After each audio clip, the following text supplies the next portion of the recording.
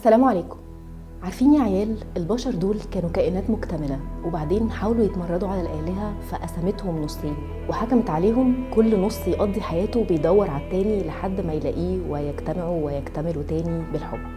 ده مش كلامي على فكرة، ده كلام أفلاطون.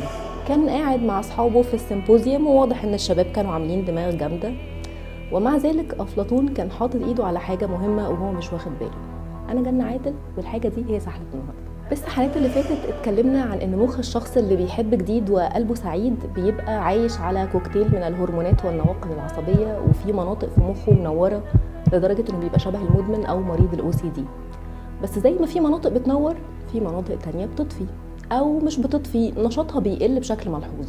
من المناطق دي القشره المخيه، دي الجزء المسؤول عن التفكير النقدي والحكم على الاخرين وتفسير تصرفاتهم وتخمين نواياهم، والأهم عن حاجة اسمها نظرية العقل.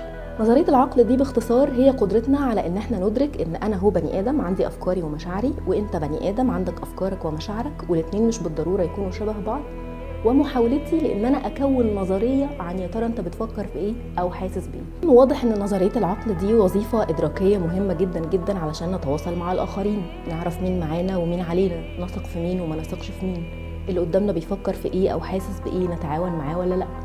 وعلى قد ما هي تبدو حاجه بديهيه جدا، هو ما اكيد انا عارف ان انا افكاري مش زي افكار اللي قدامي. لا، مش بديهيه ولا حاجه، اصلا احنا ما بنتولدش كده.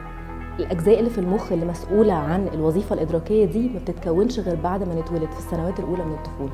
السؤال بقى، نظريه العقل هذه الوظيفه الادراكيه العظيمه بتحصل فين؟ حذروا. قول انت بقى.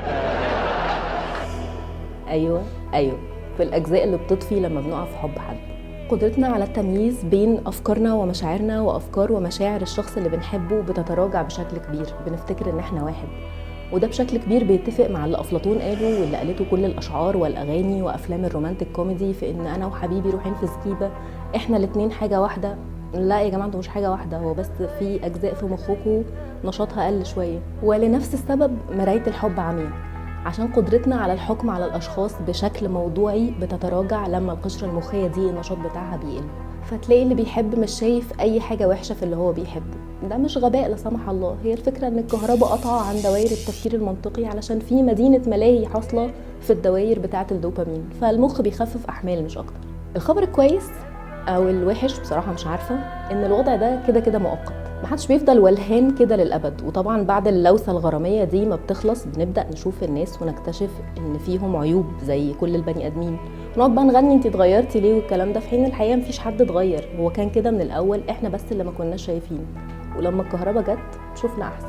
وزي ما قالت الزميلة دينا وائل، جوانا النور قطع، وللمزيد من السحلات في زرار ما دوسوا عليه.